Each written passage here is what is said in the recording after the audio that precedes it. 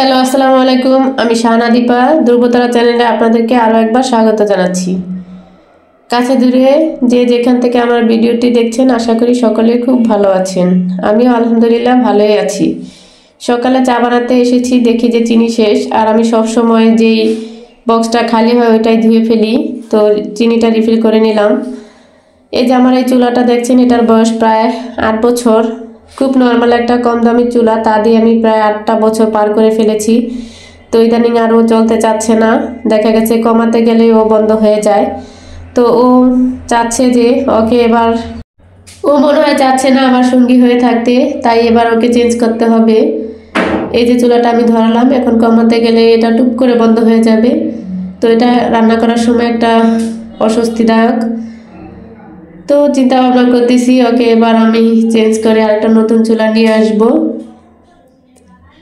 চুলায় সমস্যা দেখা দিলে দেখা গেছে কি আমি রান্না বসে একটু কাজে গেছি, এসে দেখি যে আমার চুলাটা অটোমেটিক বন্ধ হয়ে আছে। আর যেহেতু সিলিন্ডার গ্যাস দিয়ে রান্না করতে হয়, এখানে অপচয়টা বেশি হয়ে যায়। তো আজকে আমি একটা মশলা চা বানাবো, যেহেতু ঠান্ডা লেগেছে আর শীতের দিন আসছে, মানে আমার তো প্রায় সম্পূর্ণ শীতটাই ঠান্ডা থাকবে, যেহেতু আমার কোল্ড সমস্যা আছে। এই তো মশলা দিয়ে আমি চাটা বানাবো। এখানে তেজপাতা আর কিছু এলাচ দিয়েছি, তারপরে কিছু দিয়েছি লং। এটাকে আমি ভালোভাবে জাল করে এরপরে এতে আমি যে তুর্কি চা খাই ওটা দিয়ে দিলাম। চায়ের প্রতি অভ্যস্ত হয়ে গেছি। প্রতিদিন সকালে খুব ভোরে উঠে নামাজ পড়ে 1 কাপ চা আমার খেতেই হবে, তা না হলে কেমন যেন আমার সারাটা দিন এলোমেলো যায়। যাই হোক, চাটা হয়ে গেছে। এখন এখানে এই যে এই ছোট্ট ফ্লাস্কটাতে, মিনি ফ্লাস্ক, এটাতে ভরে রাখবো ছেলে এবং মেয়ের জন্য, আর বাকিটা আমি নিয়ে নিব। তো এই ফ্লাস্কটাতে দেখা গেছে কি প্রায় 1-1.5 ঘন্টা চা অনায়াসে খুব ভালোভাবে গরম থাকে।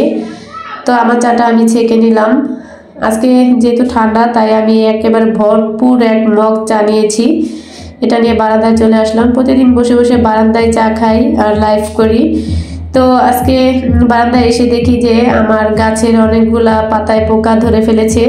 তো এই পোকাগুলোকে নিরোধ করার জন্য কিছু একটা চেষ্টা করবো। ওই যে পাশের টফের গাছটা আমি ফেলেই দিয়েছি, তখন ভাবলাম যে না ফেলে দিয়ে এটা প্রতিকার করার একটা ব্যবস্থা করি।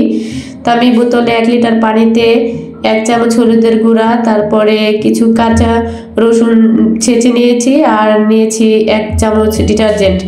এখন এটাকে আমি ভালোভাবে ছেঁকে নিয়ে তারপরে বোতলে ভরে রাখলাম। এরপর আমি ওই যে গাছের পাতায় দিয়ে দিব। আপনাদেরকে দেখিয়ে দিলাম যে গাছের পাতায় কিভাবে পোকা ধরেছে। তো আপনারা এটা প্রাকৃতিকভাবে এই পোকাটা দমন করার জন্য এই প্রসেসটা ব্যবহার করতে পারেন।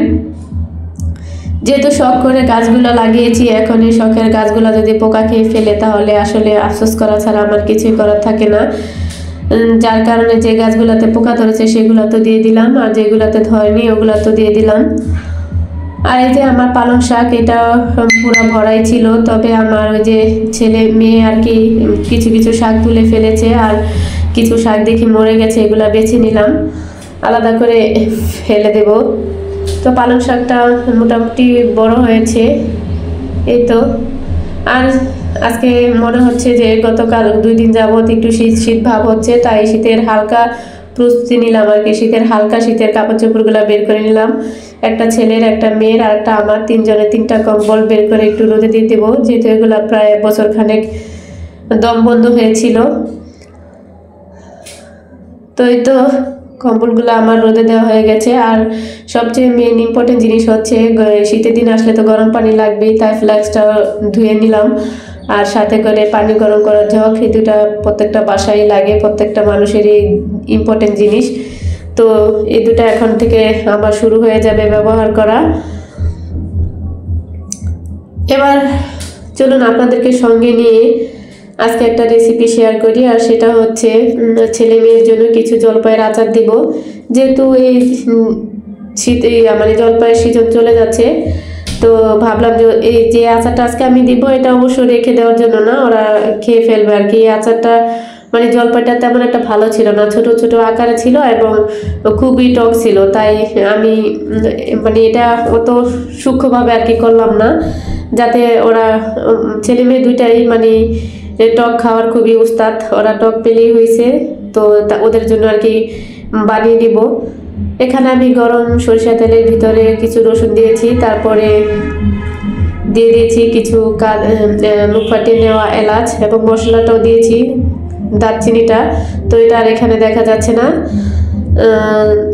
আর আমি গুড় দিয়ে আর কি আচারটা করবো, এই জন্য আখের গুড়টাকে ভালোভাবে কেটে নিয়েছিলাম। তো দেখা গেছে কি তেল গরম হয়ে এলে গুড় দিলে বা চিনি দিলে ওটা চিটচিট হয়ে যাওয়ার সম্ভাবনা থাকে, যার কারণে আমি ওটা আর ওইভাবে তেল গরম না করে দিয়েছি। এখন এটার সাথে গতকালকে জলপিগুলো কেটে রেখেছিলাম এবং ধুয়ে তারপরে ওটাকে হালকা একটু হলুদ দিয়ে সিদ্ধ করেছিলাম, পানি ঝরিয়ে রেখেছি, ওটা এখন দিয়ে দিলাম, সাথে একটু লবণও দিয়ে দিলাম।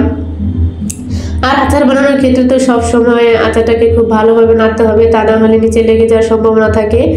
আর এখানে আমি পাঁচফোড়ন গুঁড়ো করে নিয়েছি, সাথে কিছু মরিচও ভেজে গুঁড়ো করে নিয়েছি, এখন এটাও দিয়ে দেব।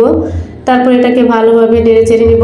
তো আপনাদের কাছে একটা ছোট্ট ক্ষমা প্রার্থনা করছি, সেটা হচ্ছে যে আমার বাসার পাশেই একটা বিয়ের অনুষ্ঠান হচ্ছে, তো ওখানে বক্স বাজাচ্ছে আর কি, ওখানে নয়েজটা আছে। কিছু করার নাই, যেহেতু আমি ভিডিওটা আপলোড করব আর ভয়েসও আমাকে দিতেই হবে, যার কারণে আমি এই অবস্থাতেই ভয়েসটা দিয়ে দিলাম। তো এভাবে নেড়ে চেড়ে আমি আচারটাকে কিছুক্ষণের জন্য চুলায় রাখবো।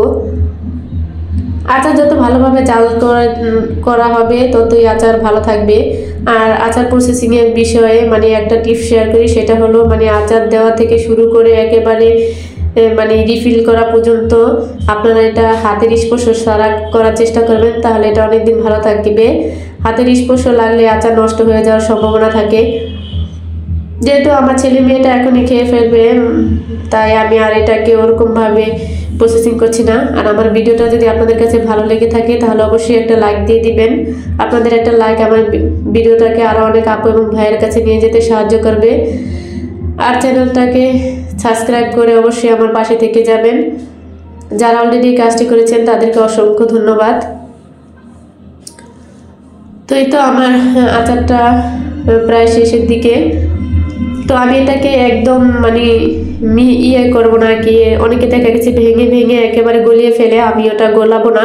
আমার ছেলে মেয়ে গলানোটার থেকে একটু আস্তে আস্তে থাকলে ওরা আর কি ওই যে কামড়ে কামড়ে খাবে, এটা ওদের কাছে সবচেয়ে বেশি ভালো লাগে, যার কারণে আমি এটা একটা মিডিয়াম সাইজে রাখলাম, একদম গলালাম না, আবার একেবারে শক্ত শক্ত রাখিনি। তো দেখা গেছে কি এই আচারটা বের করার সাথে সাথে অলরেডি তারা অনেকটা খেয়েও ফেলেছে, যেহেতু আমি ভয়েসটা পরে দিয়েছি এবং খুব হালকাভাবে করার কারণে আচারটাও দেখিয়েছি, খুব সুস্বাদুই হয়েছে। তো বাচ্চারা যারা টক পছন্দ করে, ওরা দেখা গেছে যেই সিজনে যেই ফল টক ফলটা আসে ওটা দিয়ে আচার করার চেষ্টা করি আর কি।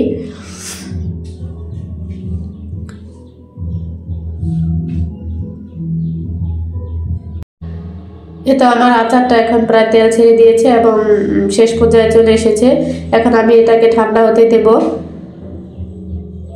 আচারটা হয়ে গেল। এবার আমি এটা বিকালের ভিডিও, ঠান্ডা করে এটাকে রিফিল করে নিব। আমি দুইটা বাটিতে রেখে দেবো, একটা বাটি ওদের জন্য নিচে রাখবো যাতে করে ওরা যখন হাতে খেতে মন যাবে তখনই খেতে পারে, আরেকটা আমি একটু দূরে রাখবো আর কি। দুইটা বাটিতে ভরে নিলাম।